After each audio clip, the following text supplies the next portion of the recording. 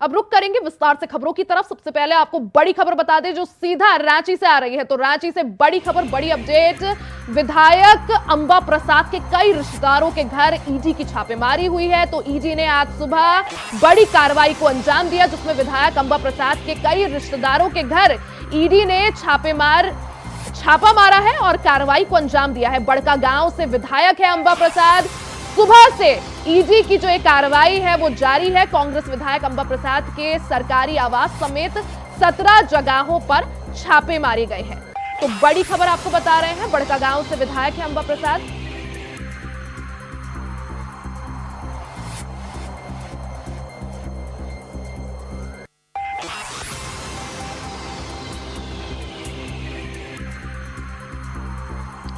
तो कांग्रेस विधायक अंबा प्रसाद के सरकारी आवास समेत 17 ठिकानों पर ईडी ने छापेमार कार्रवाई की है। रांची से बड़ी खबर, बड़ी अपडेट आपको बता रहे हैं। आज सुबह ईडी ने कार्रवाई को अंजाम दिया है। विधायक अंबा प्रसाद के कई रिश्तेदारों के घर, इस दौरान आपको बता दें कि विधायक अंबा प्रसाद कांग्रेस की विधायक है झारखंड से। इससे पहले हमने देखा था किस तरह से झारखंड के पूर्व सीएम हेमंत सोरेन के खिलाफ ईडी ने कार्रवाई की थी, और अब इसी कड़ी में कार्रवाई को अंजाम देते हुए झारखंड से कांग्रेस की विधायक अंबा प्रसाद के सरकारी आवास समेत 17 ठिकानों पर ईडी ने छापे मारे हैं। आज सुबह इस कार्रवाई को अंजाम दिया है। रांची से बड़ी खबर, बड़ी अपडेट, बड़ी जानकारी। सुबह ईडी ने झारखंड से कांग्रेस की विधायक अंबा प्रसाद के कई ठिकानों पर छापेमारी की है, छापे मारे हैं और इस कार्रवाई को अंजाम दिया है। बड़का गांव से विधायक है अंबा प्रसाद। इस खबर पर ज्यादा जानकारी के लिए हमारे साथ संवाददाता अजय कुमार फोन लाइन पर जुड़ गए हैं। अजय, आज सुबह ईडी ने कार्रवाई को अंजाम दिया है। झारखंड से कांग्रेस की विधायक अंबा प्रसाद के घर ईडी ने कार्रवाई की है, छापा मारा है। किस संबंध में कार्रवाई हुई है? हमारा संपर्क अभी फिलहाल अजय से टूट गया। एक बार और संपर्क साधने की कोशिश करेंगे। फिलहाल आपको बता दें, रांची से बड़ी खबर, इस वक्त की बड़ी जानकारी, बड़ी अपडेट। विधायक अंबा प्रसाद के कई रिश्तेदारों के घर ईडी ने छापे मारे। एक बार फिर से अजय हमारे साथ जुड़ गए हैं। अजय, ईडी ने इस कार्रवाई को अंजाम दिया है जिसमें कांग्रेस की विधायक अंबा प्रसाद के घर और कई ठिकानों पर ईडी ने छापे मारे हैं। ये कार्रवाई किस संबंध में हुई है अजय? देखिए, ये जो कांग्रेस विधायक अंबा प्रसाद के यहाँ जो छापेमारी चल रही है वो है बालू, जमीन और कोयला से संबंधित वो मामले से जुड़े हुए मामले से छापेमारी चल रही है। उनके कई करीबी हैं जो उनके बालू और कोयला से, जमीन से जुड़े हुए मामले से जुड़े हुए उनके करीबी हैं, और इसी लेकर के ईडी जो है उनके यहाँ आज छापेमारी चल रही है। और पिछले दिनों अंबा प्रसाद और उनके करीबियों के यहाँ ईडी के यहाँ छापेमारी शिकायत पहुंची थी कि वो बालू और कोयला से जुड़े हुए वो सम्मिलित हैं। ऐसे मामले में ईडी जो है वो छापेमारी चल रहा है। जी अजय, क्या ईडी की टीम जो है अभी भी वहां पे मौजूद है मौके पर, और अभी भी क्या छापेमार की कार्रवाई जो है वो जारी है?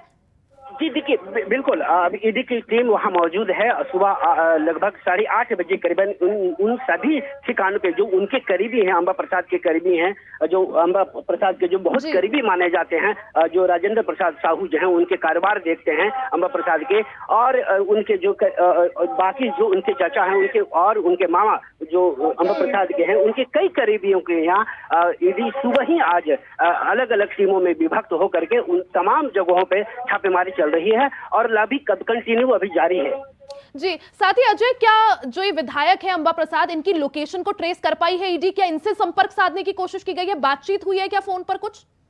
देखिए, अंबा प्रसाद के यहाँ जो उनकी सरकारी आवास हैं और उनके निजी आवास, दोनों जगह पे ईडी पहुंची हुई है। तो जाहिर सी बात है कि अंबा प्रसाद भी वहाँ होंगे, लेकिन इस बात को चूंकि वहाँ आने जाने की किसी की इजाजत नहीं है, तमाम कड़ी सुरक्षा के प्रबंध किए गए हैं, किसी बाहरी व्यक्ति को जाने की इजाजत नहीं है। तो ऐसे में निश्चित रूप से जो सुबह वाली कार्रवाई हुई है और ये बिल्कुल आप समझ सकती हैं कि जो सुबह की जो कार्रवाई होगी तो निश्चित रूप से अंबा प्रसाद का सामना ईडी से होगा। लेकिन ये बातें अभी चीजें नहीं सामने आई है, लेकिन ये बात तय है कि अंबा प्रसाद ही इस ईडी की कार्रवाई के ईडी के सामने में होंगे।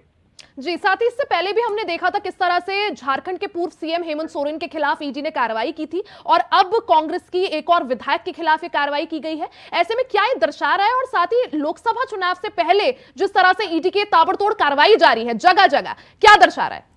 देखिए, लोकसभा से इसकी बात चीजें नहीं है। बात लगातार देखिए क्या है कि झारखंड में लगातार देखिए, झारखंड की जो इतिहास को थोड़ा समझना पड़ेगा। झारखंड जो भ्रष्टाचार के ढेर पर बसी है, मतलब लगातार यहाँ झारखंड में हमेशा जब ईडी की कार्रवाई हुई है, जमीन मनी लॉन्ड्रिंग के मामले में जब हेमंत सोरेन इस मामले में जज में आए थे, तो उनसे उनके करीबी सबसे पहले चीजें जो जुड़ी थी, तो उनसे कई अधिकारी से लेकर के उनके जो भी करीबी रहे हैं, चाहे वो रमेश जी हो या प्रेम प्रकाश जी हो या पूजा सिंघल परिवार हो, इनसे तमाम, या फिर वीरेंद्र राम हो जो चीफ इंजीनियर हो, इन तमाम जो लोग भी हैं झारखंड के लोग जो थे, जो राजा सत्ता के जो राजदार जो कहे जाते हैं, उन तमाम जगहों पे ईडी जो लगातार छापेमारी की है। अभी तक जो छापेमारी हुई है, लगभग जो अधिकारी से लेकर के उन तमाम CA, chartered accountant, Prem Prakash, तमाम उनके जो करीबी लोग हैं, कर्मचारी हैं, सीईओ हैं, इन तमाम जगह पे लगभग 38 से अधिक लोग ईडी के जद में हैं। तो इस बात से इनकार नहीं किया जा सकता है कि झारखंड जो है, जो भी जो राज्य में रहे हैं सत्ता के स्वरूप में, वो तमाम लोग अकुत संपत्ति जुटाए हुए हैं। तो इसीलिए लेकर के लगातार ईडी जो है झारखंड में दस्तक दे रही है। जी बिल्कुल अजय, तो पूर्व सीएम हेमंत सोरेन के बाद अब ईडी का शिकंजा कांग्रेस के अन्य नेताओं की ओर भी खिंचता जा रहा है। बहुत बहुत शुक्रिया आपका तमाम जानकारी साझा करने के लिए।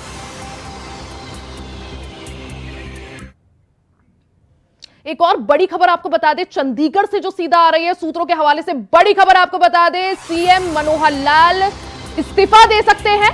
संजय भाटिया और नायाब सैनी सीएम की रेस में हरियाणा कैबिनेट में सबसे आगे हैं। इस दौरान आपको बता दें बड़ी खबर, बड़ी अपडेट, हरियाणा के सीएम मनोहर लाल अपनी पद से इस्तीफा दे सकते हैं। इस दौरान हरियाणा कैबिनेट आज इस्तीफा दे सकती है, टूट सकता है बीजेपी जेजेपी गठबंधन। बड़ी खबर, बड़ी जानकारी आपको बता रहे हैं जो सीधा चंडीगढ़ से आ रही है। तो बीजेपी जेजेपी गठबंधन जो है वो टूट सकता है, सूत्रों के हवाले से बड़ी खबर। हरियाणा में सभी मंत्रियों का इस्तीफा संभव है, सामूहिक रूप से इस्तीफा हो सकता है। हरियाणा में सभी मंत्रियों का इस्तीफा हो सकता है, सूत्रों के हवाले से बड़ी खबर।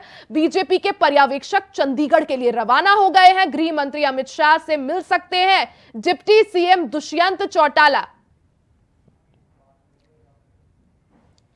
इस खबर पर ज्यादा जानकारी के लिए हमारे साथ संवाददाता राकेश चंडीगढ़ से लाइव जुड़ गए हैं। राकेश, जिस तरह से ये जो खबर आ रही है, हरियाणा की बात करें तो सियासी हलचल पूरी तरह से देखने को मिल रही है और खबर यह है कि बीजेपी जेजेपी गठबंधन जो है वो टूट सकता है। क्या जानकारी, क्या अपडेट? जैसे कि पिछले लंबे समय से ही इन दोनों पक्षों में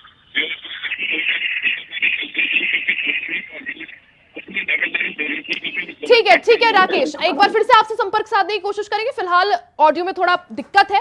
आपको बता दें कि बड़ी खबर इस वक्त से जो सीधा हरियाणा से आ रही है, इस दौरान बीजेपी जेजेपी गठबंधन जो है वो टूट सकता है। सीएम मनोहर लाल इस्तीफा दे सकते हैं, साथ ही पूरी जो कैबिनेट है वो भी सामूहिक इस्तीफा दे सकती है। इस दौरान बड़ी खबर आपको बता दें कि बीजेपी जेजेपी गठबंधन पे संकट है, टूट सकता है और दोनों की राहें अलग हो सकती है। लोकसभा चुनाव से ठीक पहले यह बड़ा फैसला बीजेपी जेजेपी ले सकते हैं। एक बार फिर से हमारे साथ संवाददाता राकेश जुड़ चुके हैं। राकेश, हरियाणा की बात करें तो पूरी तरह से सियासी हलचल है, सरगर्मियां है और खबर यह है कि बीजेपी जेजेपी गठबंधन जो है वो टूट सकता है। क्या जानकारी, क्या अपडेट? जी बिल्कुल आपको बता दें कि जैसे कि पिछले लंबे समय से ये दोनों ही पक्ष अपना अपना पक्ष बता रहे थे, क्योंकि दोनों पार्टियां ही जो है अपने बल पर इलेक्शन लड़ने की दावेदारी कर रहे थे। तो कहीं ना कहीं इस चीज को भी देखा जा रहा है। तो आपको बता दें कि आज सुबह से ही जो है सियासी गलियारों में जो चर्चाएं चल रही हैं उसको लेकर यही कहा जा रहा है कि दोनों पार्टियां जो हैं जेजेपी और भारतीय जनता पार्टी का गठबंधन टूटेगा। आपको बता दें कि 12 बजे ये मीटिंग चलेगी और आपको बता दें कि बाद दोपहर दोनों पक्षों के जो विधायक हैं वहां पे पहुंचेंगे। और आपको बता दें कि जो है सीएम मनोहर लाल खट्टर सूत्रों के हवाले से जो खबर मिल रही है उसमें सीएम मनोहर खट्टर इस्तीफा दे सकते हैं, उनको कोई बड़ी जिम्मेदारी मिल सकती है। लेकिन अगर दूसरा सवाल ये भी खड़ा होता है कि नायब सिंह सैनी और ऐसे भी एक दो चेहरे हैं जिनका नाम पिछले समय से चलता है, तो कहीं ना कहीं अगर देखा जाए तो अगर सीएम मनोहर खट्टर इस्तीफा देते हैं, उनको बड़ी जिम्मेदारी मिलती है, तो उसके बाद जो है हरियाणा की बागडोर किसके हाथ पे आएगी। लेकिन आपको बता दें कि सूत्रों के हवाले से जो अंदर की बात मिल रही है, भारतीय जनता पार्टी के कुछ लोगों का ये कहना है कि इसमें हमें कोई ज्यादा नुकसान नहीं होगा, क्योंकि अगर सीटों की बात करें तो करीब 30 के आसपास की सीटें उनकी है, और जैसे कि 3 सीटों के ऊपर दावेदारी दोनों दे रहे थे, जैसे कि जेजेपी अपनी 2 सीटों की दावेदारी दे रहा था और भारतीय जनता पार्टी भी अपनी 2 सीटों की दावेदारी दे रहा है। लेकिन आपको बता दें, भारतीय जनता पार्टी के जो भरोसेमंद सूत्र हैं, उनकी तरफ से ये कहा जा रहा है कि हमें अगर एक सीट पे भी जीत हासिल होती है तो हमें सेटिस्फेक्शन है, और जेजेपी भी अपनी दावेदारी कर रही है। लेकिन ये तो अभी आने वाली तस्वीरें बताएंगी। हाँ, इतना जरूर है कि अगर बाद दोपहर अगर मीटिंग होती है, वहां पे खाने का प्रोग्राम भी रखा गया है, जो सूत्रों के हवाले से जानकारी मिली है, दोनों पक्षों में एक बार बातचीत होगी। क्या उनमें सहमति बनती है या भारतीय जनता पार्टी की तरफ से इस्तीफे दिए जाते हैं, कितने इस्तीफे होंगे, ये अभी आने वाली तस्वीरें बताएंगी। लेकिन अभी इस चीज को लेकर सस्पेंस बना हुआ है, लेकिन पुष्टि अभी किसी तरह की कोई भी नहीं की जा रही है। जी राकेश, जिस तरह से अभी हाल ही में जो तस्वीर हरियाणा से सामने आ रही है, ऐसा लग रहा है कि बीजेपी और जेजेपी जो है अपना रास्ता अलग कर सकते हैं, लेकिन क्या वो मुख्य वजह है जिस वजह से इस गठबंधन में आंच आई है? क्योंकि आपको बता दें कि पिछले लंबे समय से अगर बात करें तो दोनों ही पार्टियां किसी न किसी संबोधन में, कहीं किसी न किसी प्रोग्राम में जाकर ये दावेदारी जरूर करती हैं। जैसे कि आपने देखा होगा कि पिछली बार भी हुआ है कि इन्होंने दावेदारी, भारतीय जनता पार्टी ने भी कही कि हम इतने सक्षम हैं कि अपने बल पर जीत सकते हैं, तो जेजेपी भी अपने आपको मजबूत दिखाना चाहती है। तो कहीं ना कहीं ये भी सबसे बड़ा कारण रहा है कि इनके गठबंधन टूटने में सबसे बड़ा कारण ये है कि दोनों ही अपनी दावेदारी में स्ट्रॉन्ग दिखा रहे हैं। लेकिन ये अभी तो आने वाला समय बताएगा। हाँ, इतना जरूर है कि अगर गठबंधन टूटता है तो भारतीय जनता पार्टी को इसके ऊपर ज्यादा इफेक्ट नहीं पड़ेगा। हाँ, जेजेपी को इसके ऊपर थोड़ी मेहनत करनी पड़ सकती है, लेकिन ये बाकी आने वाली तस्वीरें बताएंगे कि दोपहर बाद क्या फैसला आता है और क्या निकलता है। अभी 12 बजे के बाद मीटिंग होनी है, उसमें तो पिक्चर क्लियर होगी और विधायक क्या फैसले लेते हैं, ये आने वाली तस्वीरें बताएंगी। जी ठीक है राकेश, बहुत बहुत शुक्रिया आपका तमाम जानकारी साझा करने के लिए। वही खबरों में आगे बढ़ते हैं। गैंगस्टर संदीप उर्फ काला जठेड़ी और आदतन अपराधी अनुराधा चौधरी उर्फ मैडम मिन्स की आज होने वाली शादी के लिए दिल्ली का एक बैंक्वेट हॉल लगभग किले में तब्दील हो चुका है। निगरानी के लिए ड्रोन की मदद ली जा रही है, जहां बैंक्वेट हॉल के एंट्री गेट पर मेटल डिटेक्टर लगाए गए हैं। शादी में आने वाले लोगों पर ड्रोन से नजर रखी जाएगी और सुरक्षा के लिए कमांडोज को भी तैनात किया गया है। सूत्रों के मुताबिक दिल्ली पुलिस ने गैंग वॉर के साथ साथ संदीप के हिरासत से फरार होने जैसी किसी भी घटना से बचने के लिए ये योजना तैयार की है।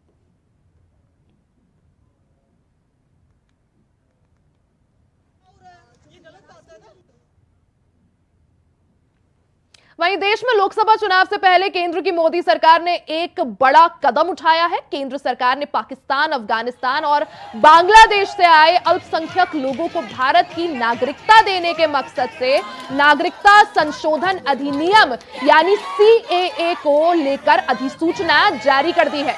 इसका मतलब साफ है कि अब सालों से भारत में रह रहे ऐसे लोगों के लिए भारत की नागरिकता के लिए रास्ता साफ हो गया है। केंद्र सरकार के इस फैसले से भारत में रह रहे हिंदू शरणार्थियों में खासा उत्साह का माहौल देखने को मिल रहा है। कुछ ऐसी ही तस्वीरें दिल्ली के रोहिणी सेक्टर 11 में भी देखने को मिली है। रोहिणी सेक्टर 11 में रह रहे पाकिस्तानी हिंदू शरणार्थियों में खुशी का माहौल साफ तौर पर देखने को मिला है। यहां पर रह रहे लोगों ने जमकर आतिशबाजी की और नाचते गाते हुए एक दूसरे को मिठाइयां खिलाकर सरकार के इस फैसले का जश्न मनाया। साथ ही लोगों के चेहरों पर भी मुस्कान साफ तौर पर दिखाई दे रही है।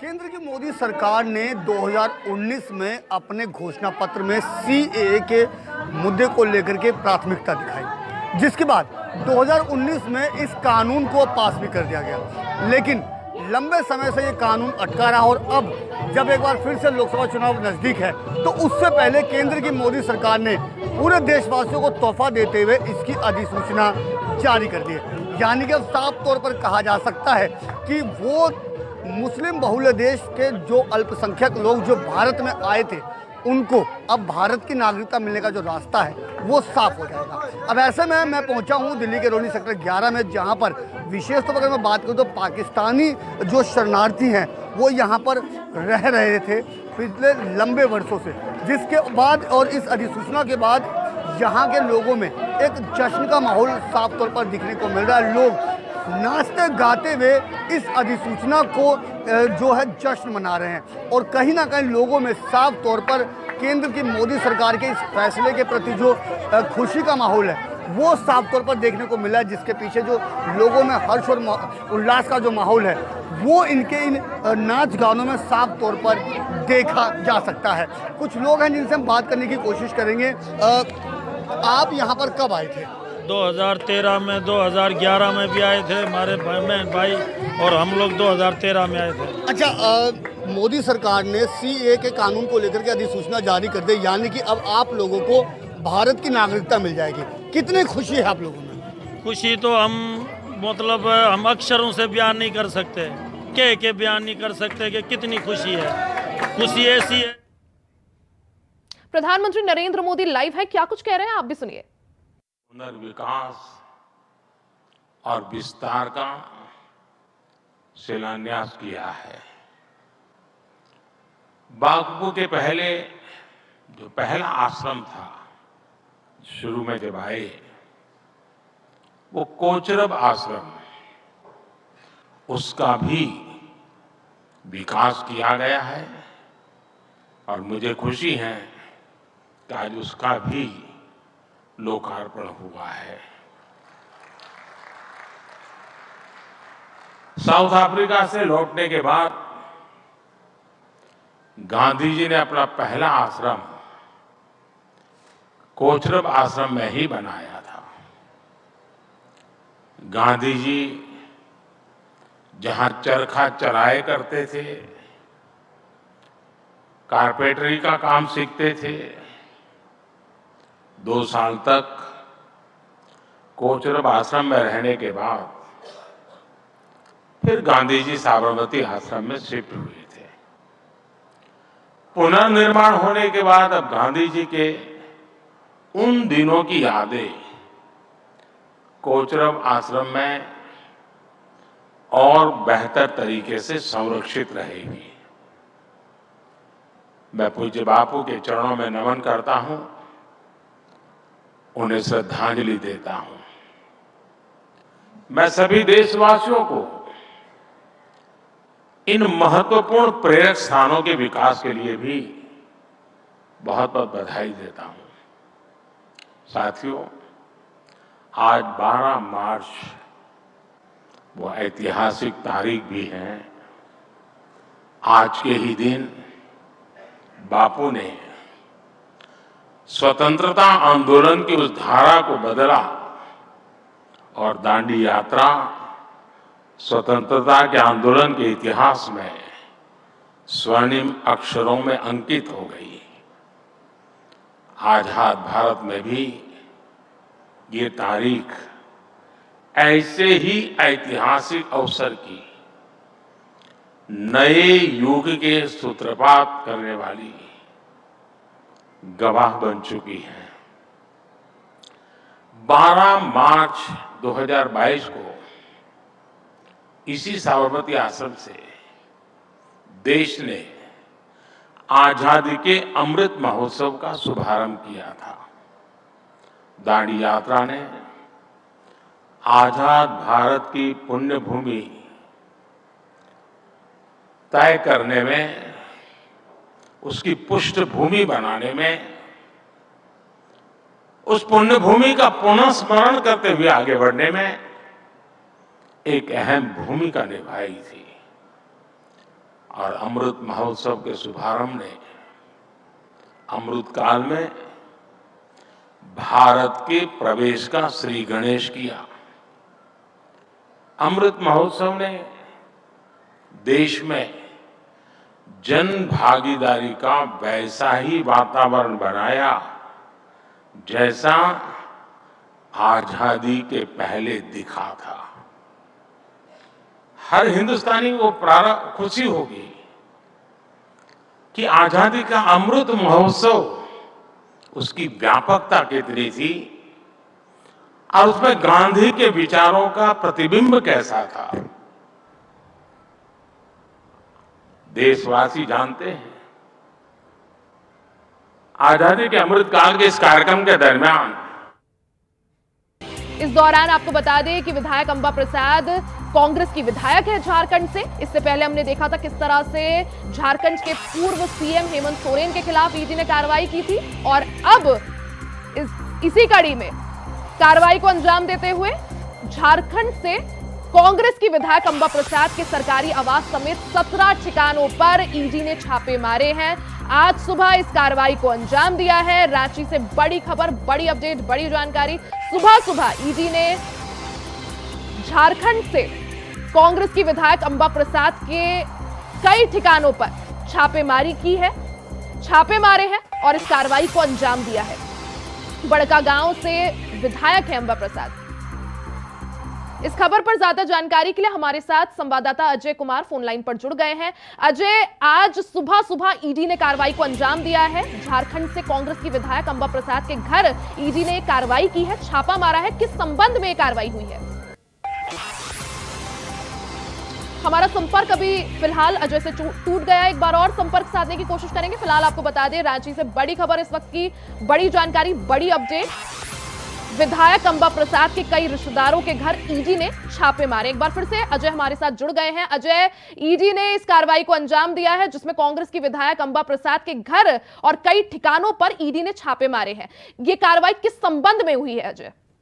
देखिए, ये जो कांग्रेस विधायक अंबा प्रसाद से यहाँ जो छापेमारी चल रही है वो है बालू, जमीन और कोयला से संबंधित वो मामले से जुड़े हुए मामले से छापेमारी चल रही है। उनके कई करीबी हैं जो उनके बालू और कोयला से, जमीन से जुड़े हुए मामले से जुड़े हुए उनके करीबी हैं और इसी लेकर के ईडी जो है उनके यहाँ आज छापेमारी चल रही है।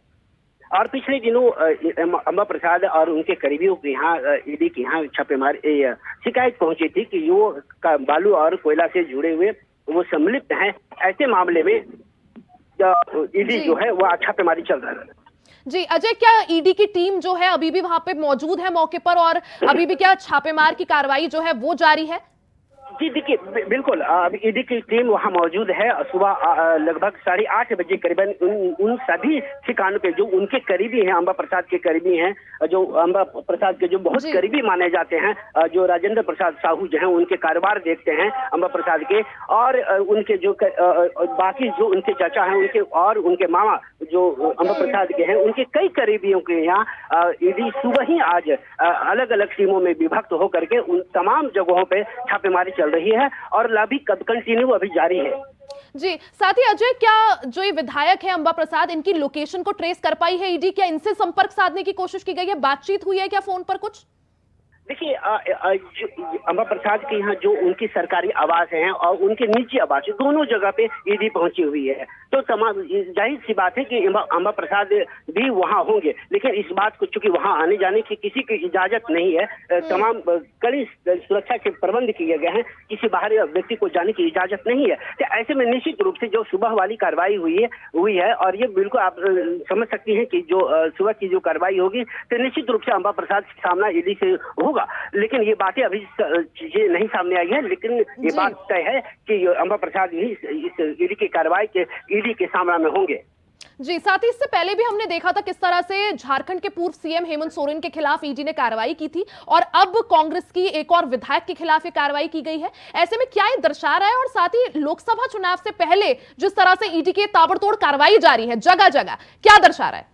देखिए, लोकसभा से इसकी बात चीजें नहीं है। बात लगातार देखिए क्या है कि झारखंड में लगातार देखिए, झारखंड की जो इतिहास को थोड़ा समझना पड़ेगा। झारखंड जो भ्रष्टाचार के ढेर पर बसी है, मतलब लगातार यहाँ झारखंड में हमेशा जब ईडी की कार्रवाई हुई है, जमीन मनी लॉन्ड्रिंग के मामले में जब हेमंत सोरेन इस मामले में जज में आए थे, तो उनसे उनके करीबी सबसे पहले चीजें जो जुड़ी थी, तो उनसे कई अधिकारी से लेकर के उनके जो भी करीबी रहे हैं, चाहे वो रमेश जी हो, या प्रेम प्रकाश जी हो, या पूजा सिंघल परिवार हो, इनसे तमाम, या फिर वीरेंद्र राम हो जो चीफ इंजीनियर हो, इन तमाम जो लोग भी हैं झारखंड के लोग जो थे, जो राजा सत्ता के जो राजदार जो कहे जाते हैं, उन तमाम जगहों पे ईडी जो लगातार छापेमारी की है। अभी तक जो छापेमारी हुई है, लगभग जो अधिकारी से लेकर के उन तमाम CA, chartered accountant, Prem Prakash, तमाम उनके जो करीबी लोग हैं, कर्मचारी हैं, सीईओ हैं, इन तमाम जगह पे लगभग 38 से अधिक लोग ईडी के जद में हैं। तो इस बात से इनकार नहीं किया जा सकता है कि झारखंड जो है, जो भी जो राज्य में रहे हैं सत्ता के स्वरूप में, वो तमाम लोग खुद संपत्ति जुटाए हुए हैं। तो इसीलिए लेकर के लगातार ईडी जो है झारखंड में दस्तक दे रही है। जी बिल्कुल अजय, तो पूर्व सीएम हेमंत सोरेन के बाद अब ईडी का शिकंजा कांग्रेस के अन्य नेताओं की ओर भी खिंचता जा रहा है। बहुत बहुत शुक्रिया आपका तमाम जानकारी साझा करने के लिए।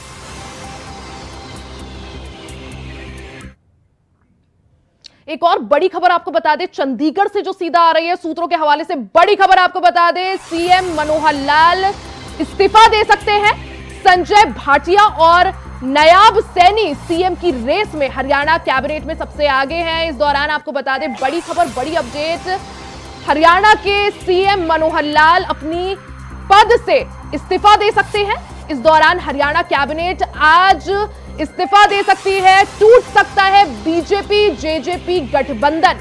बड़ी खबर, बड़ी जानकारी आपको बता रहे हैं जो सीधा चंडीगढ़ से आ रही है। तो बीजेपी जेजेपी गठबंधन जो है वो टूट सकता है। सूत्रों के हवाले से बड़ी खबर, हरियाणा में सभी मंत्रियों का इस्तीफा संभव है, सामूहिक रूप से इस्तीफा हो सकता है। हरियाणा में सभी मंत्रियों का इस्तीफा हो सकता है। सूत्रों के हवाले से बड़ी खबर, बीजेपी के पर्यवेक्षक चंडीगढ़ के लिए रवाना हो गए हैं। गृह मंत्री अमित शाह से मिल सकते हैं डिप्टी सीएम दुष्यंत चौटाला। इस खबर पर ज्यादा जानकारी के लिए हमारे साथ संवाददाता राकेश चंडीगढ़ से लाइव जुड़ गए हैं। राकेश, जिस तरह से ये जो खबर आ रही है, हरियाणा की बात करें तो सियासी हलचल पूरी तरह से देखने को मिल रही है और खबर यह है कि बीजेपी जेजेपी गठबंधन जो है वो टूट सकता है। क्या जानकारी, क्या अपडेट? जैसे कि पिछले लंबे समय से ही इन दोनों पक्षों में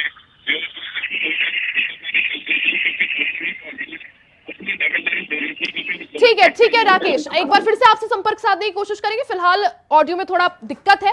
आपको बता दें कि बड़ी खबर इस वक्त से जो सीधा हरियाणा से आ रही है, इस दौरान बीजेपी जेजेपी गठबंधन जो है वो टूट सकता है।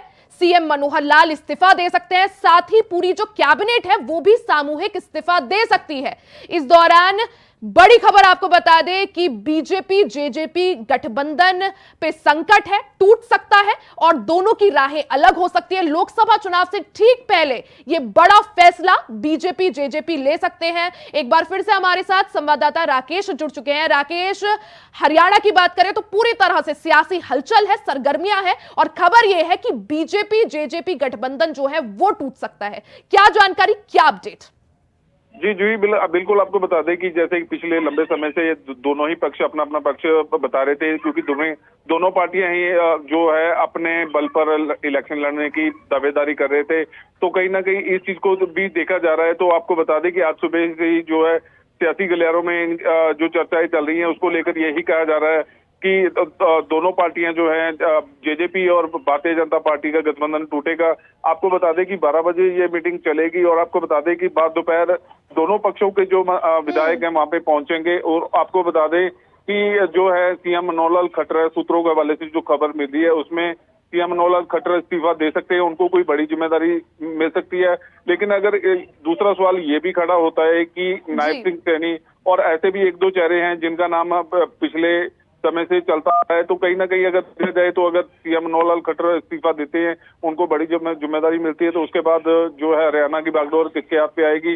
लेकिन आपको बता दें कि सूत्रों के हवाले से जो अंदर की बात मिल रही है, भारतीय जनता पार्टी के कुछ लोगों का ये कहना है कि इसमें हमें कोई ज्यादा नुकसान नहीं होगा, क्योंकि अगर सीटों की बात करें तो करीब 30 के आसपास की सीटें उनकी है। और जैसे कि 3 सीटों के ऊपर दावेदारी दोनों दे रहे थे, जैसे कि जेजेपी अपनी 2 सीटों की दावेदारी दे रहा था और भारतीय जनता पार्टी भी अपनी 2 सीटों की दावेदारी दे रहा है। लेकिन आपको बता दें भारतीय जनता पार्टी के जो भरोसेमंद सूत्र हैं उनकी तरफ से ये कहा जा रहा है कि हमें अगर एक सीट पे भी जीत हासिल होती है तो हमें सेटिस्फेक्शन है और जेजेपी भी अपनी दावेदारी कर रही है, लेकिन ये तो अभी आने वाली तस्वीरें बताएंगी। जी। हाँ, इतना जरूर है कि अगर बाद दोपहर अगर मीटिंग होती है, वहां पे खाने का प्रोग्राम भी रखा गया है, जो सूत्रों के हवाले से जानकारी मिली है, दोनों पक्षों में एक बार बातचीत होगी। क्या उनमें सहमति बनती है या भारतीय जनता पार्टी की तरफ से इस्तीफे दिए जाते हैं, कितने इस्तीफे होंगे, ये अभी आने वाली तस्वीरें बताएंगी। लेकिन अभी इस चीज को लेकर सस्पेंस बना हुआ, लेकिन पुष्टि अभी किसी तरह की कोई भी नहीं की जा रही है। जी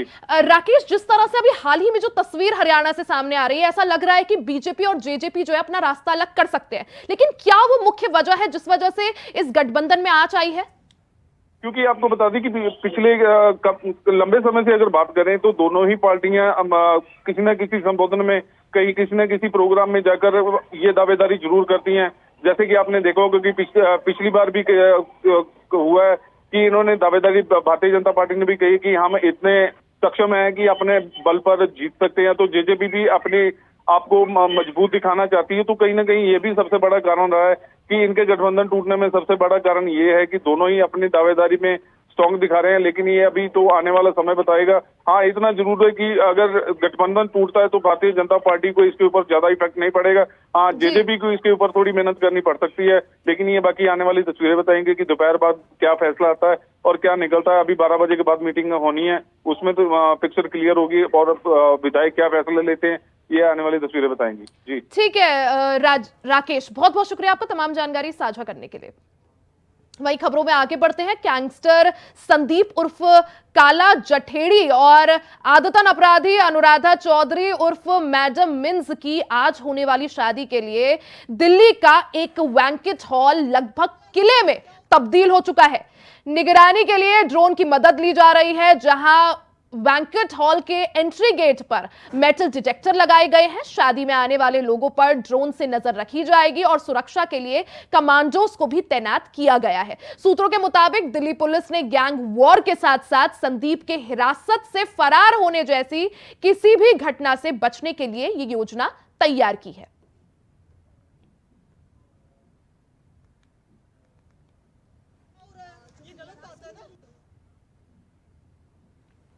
वहीं देश में लोकसभा चुनाव से पहले केंद्र की मोदी सरकार ने एक बड़ा कदम उठाया है। केंद्र सरकार ने पाकिस्तान, अफगानिस्तान और बांग्लादेश से आए अल्पसंख्यक लोगों को भारत की नागरिकता देने के मकसद से नागरिकता संशोधन अधिनियम यानी CAA को लेकर अधिसूचना जारी कर दी है। इसका मतलब साफ है कि अब सालों से भारत में रह रहे ऐसे लोगों के लिए भारत की नागरिकता के लिए रास्ता साफ हो गया है। केंद्र सरकार के इस फैसले से भारत में रह रहे हिंदू शरणार्थियों में खासा उत्साह का माहौल देखने को मिल रहा है। कुछ ऐसी ही तस्वीरें दिल्ली के रोहिणी सेक्टर 11 में भी देखने को मिली है। रोहिणी सेक्टर 11 में रह रहे पाकिस्तानी हिंदू शरणार्थियों में खुशी का माहौल साफ तौर पर देखने को मिला है। यहाँ पर रह रहे लोगों ने जमकर आतिशबाजी की और नाचते गाते हुए एक दूसरे को मिठाइयां खिलाकर सरकार के इस फैसले का जश्न मनाया। साथ ही लोगों के चेहरों पर भी मुस्कान साफ तौर पर दिखाई दे रही है।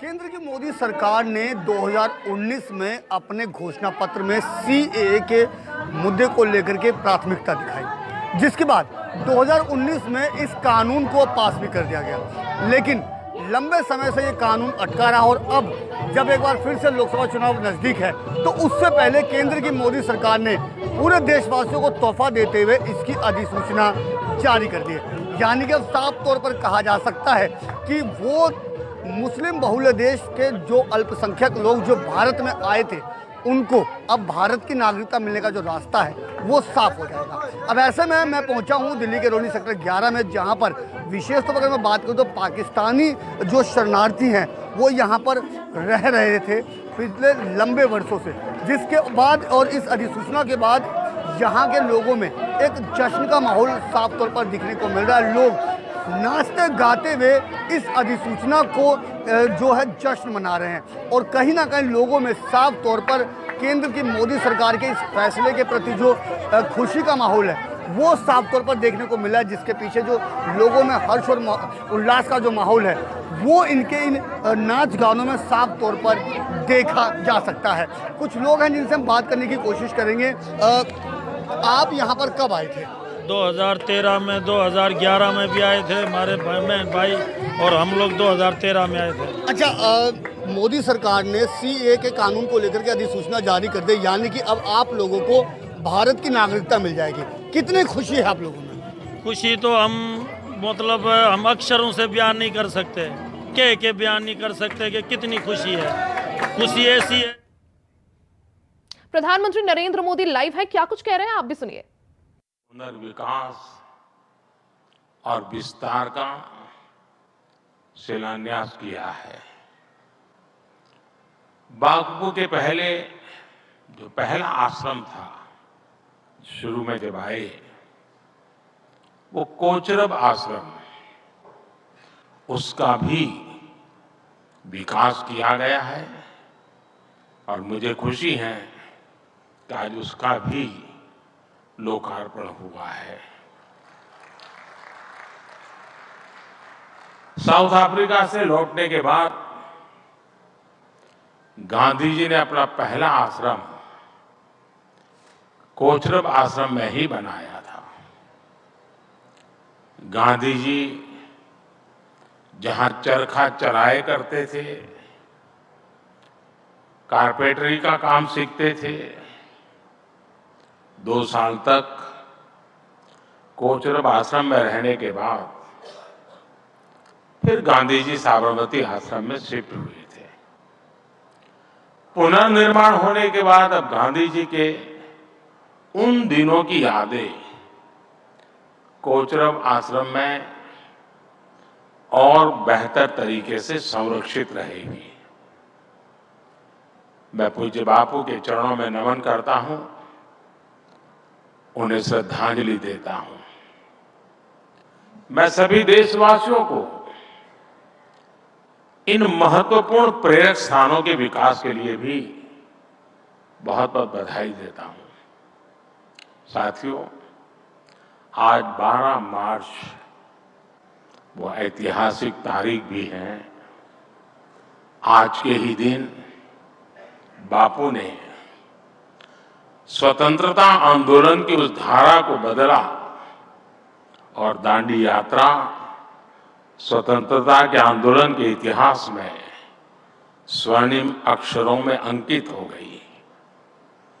आजाद भारत में भी ये तारीख ऐसे ही ऐतिहासिक अवसर की नए युग के सूत्रपात करने वाली गवाह बन चुकी है। 12 मार्च 2022 को इसी साबरमती आश्रम से देश ने आजादी के अमृत महोत्सव का शुभारंभ किया था। दांडी यात्रा ने आजाद भारत की पुण्य भूमि तय करने में, उसकी पृष्ठभूमि बनाने में, उस पुण्य भूमि का पुनः स्मरण करते हुए आगे बढ़ने में एक अहम भूमिका निभाई थी। और अमृत महोत्सव के शुभारंभ ने अमृत काल में भारत के प्रवेश का श्री गणेश किया। अमृत महोत्सव ने देश में जन भागीदारी का वैसा ही वातावरण बनाया जैसा आजादी के पहले दिखा था। हर हिंदुस्तानी को खुशी होगी कि आजादी का अमृत महोत्सव, उसकी व्यापकता कितनी थी और उसमें गांधी के विचारों का प्रतिबिंब कैसा था। देशवासी जानते हैं, आजादी के अमृत काल के इस कार्यक्रम के दरमियान। इसी के साथ इस बुलेटिन में फिलहाल के लिए सिर्फ इतना ही। खबरों का सिलसिला आगे भी जारी रहेगा, बने रहे हमारे साथ, देखते रहें इंडिया वॉइस।